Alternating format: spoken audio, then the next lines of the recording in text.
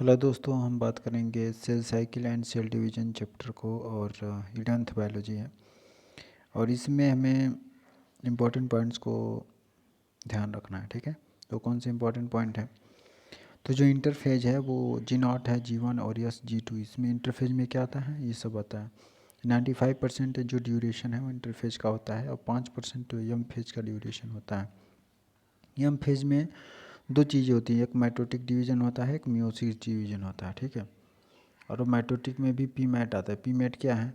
Prophase, metaphase, anaphase, telophase. ठीक है ना, ये 4 फेजेज होते हैं माइटोटिक में। ठीक है, और इसमें क्या होता है, कार्योकाइनेसिस और साइटोकाइनेसिस दो चीज़ें होंगी। ठीक है ना, दोनों में, मियोसिस में भी और माइटोसिस में भी। अच्छा, मियोसिस में भी पी मैट है, मतलब प्रोफेज, मेटाफेज, एनाफेज, टीलोफेज। लेकिन जो प्रोफेज है उसका ड्यूरेशन, उसके ड्यूरेशन में कई स्टेजेस में डिवाइड किए गए हैं।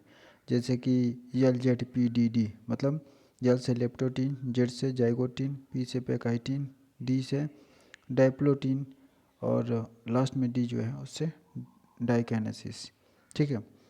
अच्छा, जो माइटोटिक डिवीज़न होता है और जो मियोसिस सेकेंड होता है वो मतलब एक जैसे होते हैं, कहने का माइटोटिक और जो मियोसिस सेकेंड दिया हुआ वो एक जैसे होते हैं। और उसमें मैंने दिखाया दो करके, वो दो पता तो कब चलेगा जब अभी हम डायग्राम दिखा रहे हैं। दो क्या है, ये एक तरह समझें तो एक सिस्टर क्रोमैटिड्स हैं। ठीक है ना, ये क्या है, क्रोमैटिड्स हैं, जो भी हम दिखाएंगे आपको अभी डायग्राम में। और मियोसिस जो फर्स्ट है उसको रिडक्शन डिवीजन बोलते हैं, जो माइटोटिक डिवीजन है उसको, और जो माइटोटिक है और जो मियोसिस सेकेंड उसको इक्वेशनल डिवीजन बोलते हैं। ठीक है ना, आगे चलते हम दिखाते हैं आपको कि ये 1 2 और 4 क्या लिखा है। देखिए, जो हमारा मियोटिक डिवीज़न होता है सेकेंड और माइटोटिक जो डिवीज़न है, ठीक है, वो एक दूसरे के जैसे हैं। मतलब उनका जो डिवीज़न होता है वो इक्वेशनल डिवीज़न होता है। ठीक है, 1 और 3 की अगर बात करें तो इनमें इक्वेशनल डिवीज़न होता है। ठीक है, माइटोटिक और मियोटिक सेकेंड। अच्छा, तो इसमें डिवीज़न में दो दो आप दिख रहे हैं, क्या है ये दो दो, क्या है ये सब, सिस्टा क्रोमैटिड है कि नहीं ये? तो इसमें और मियोसिस सेकेंड में जो अंतर है वो डायग्राम, एनसीईआरटी डायग्राम है, क्या अंतर है आप देख सकते हैं। ठीक है ना, मियोसिस फर्स्ट में देखिए, ये जितने भी यहाँ पे जो अटैचमेंट हुआ है यहाँ पे, उसमें दो दो सिस्टर क्रोमैटिड्स हैं। ठीक है ना, यहाँ पे एक ही है।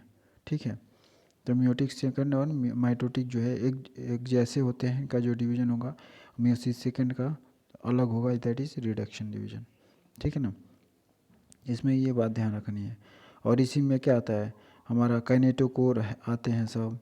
और उसके बाद से क्या आता है, काइनेटोकोर, काइनेटो काइनेटोकोर। ठीक है, उसके बाद से क्या, सेंट्रोमियर आता है, सेंट्रोमियर। याद रखेंगे, काइनेटोकोर से क्या अटैच होगा, सेंट्रोमियर से क्या अटैच होता है, बिल्कुल एक एक पॉइंट क्लियर होना चाहिए। ठीक है ना, एनसीईआरटी आप ध्यान से देखें। और यहाँ पे डायग्राम दिखाया हुआ है बनाकर एनसीईआरटी में कि G1 यस G2 और यम फेज कैसे रिप्रेजेंट करेंगे, G0 ऐसे।